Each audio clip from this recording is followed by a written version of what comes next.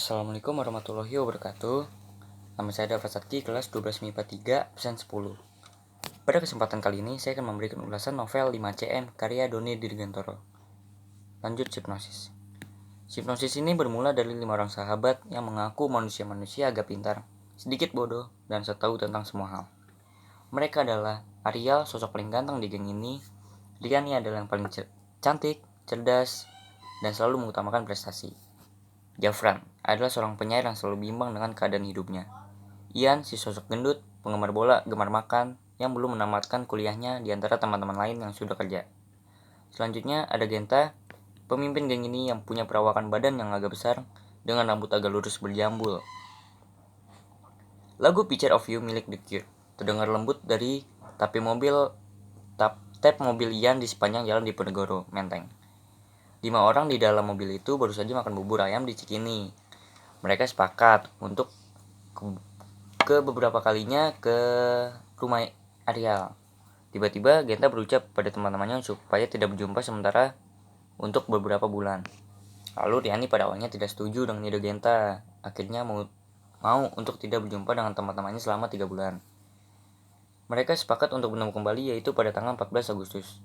Genta meyakinkan kepada teman-temannya bahwa dia akan memberikan informasi tentang rencana yang akan mereka lakukan pada tanggal 14 Agustus tersebut.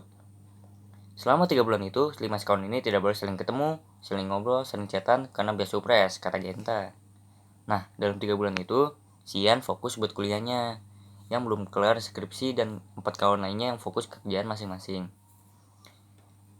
Lalu pada tanggal 7 Agustus, Genta menghubungi gengnya ini untuk mempersiapkan semua bawaan yang perlu dibawa dan menyuruh gengnya ini untuk olahraga kecil-kecilan. Lalu mereka dijadwalkan ketemu pada tanggal 14 Agustus di stasiun kereta api Senen, pukul 2 siang. Lalu pada 14 Agustus pukul 1 lebih 30 menit akhirnya mereka saling ketemu dengan happy berpeluk satu sama lain dengan tambahan adiknya Arial yaitu si Adinda. Lalu di perjalanan kereta mereka saling cerita satu sama lain tentang apa yang mereka lakukan dalam 3 bulan sebelumnya. Lalu sampailah tujuan mereka di Malang dan melanjutkan perjalanan ke Mahameru dengan menaiki mobil jeep. Dan akhirnya mereka sampai di kaki Gunung Mahameru, yang merupakan tujuan Genta membawakan kawannya ini untuk menanjak puncak Gunung Mahameru.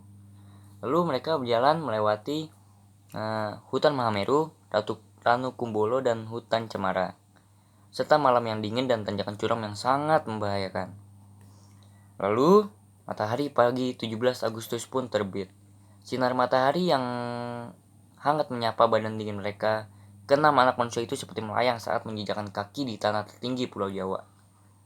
Waktu seperti terhenti, dataran luas berpasir itu seperti sebuah papan besar menjulang indah di ketinggian menggapai langit. Di sekeliling mereka tampak langit biru-birunya dengan sinar matahari yang begitu dekat. Awan putih berkumpul melingkar di bawah mereka, asap putih kebal yang membubung di depan mereka sekarang terlihat jelas sekali kepulannya. Para pendaki tampak berbaris teratur di puncak Mahameru dan tertancap tiang di bendera bambu yang berdiri di tinggi sendiri di depan barisan upacara dengan latar belakang kepulan asap Mahameru dan langit biru. Rombongan anak manusia itu pun dengan penuh tangis haru melaksanakan upacara bendera di tanah tertinggi Pulau Jawa. Mereka tidak henti-hentinya mengucapkan rasa syukur kepada Tuhan Yang Maha Kuasa yang telah memberikan mereka negeri yang begitu indah yang bernama Indonesia. Selanjutnya untuk unsur intrinsik ada tokoh yaitu ada Arial, Riani, Jafran, Ian, Genta, dan Dinda. Untuk tema bertemakan tentang persahabatan 5 anak muda yang memiliki kekuatan, keajaiban, mimpi, serta keyakinan handal. Untuk latar tempat ada rumah Arial, rumah Ian, stasiun kereta api, stasiun Lempuyangan di Yogyakarta, Ranupane, Ranu Kumbolo, puncak Gunung Mahameru. Untuk latar waktu pagi hingga malam hari. Suasana menggembirakan, mengharukan, menegangkan. Alurnya alur maju dan alur mundur. Untuk amanat yang tersampaikan ini terimalah sahabat kita dengan sepenuh hati dan apa adanya, baik kelebihan dan kekurangan yang ada pada diri sahabat kita. Karena tidak semua orang mempunyai kelebihan semata.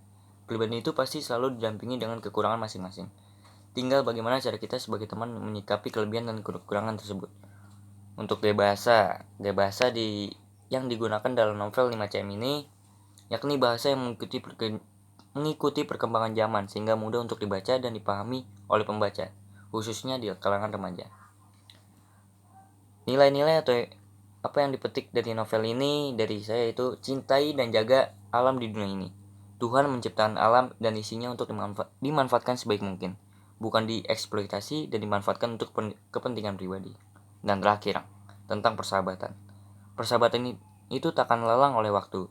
Saat cinta semu bisa sirna, namun persahabatan takkan sirna. Sekian review novel 5 cm saya. Terima kasih dan tetap semangat belajar. Assalamualaikum warahmatullahi wabarakatuh.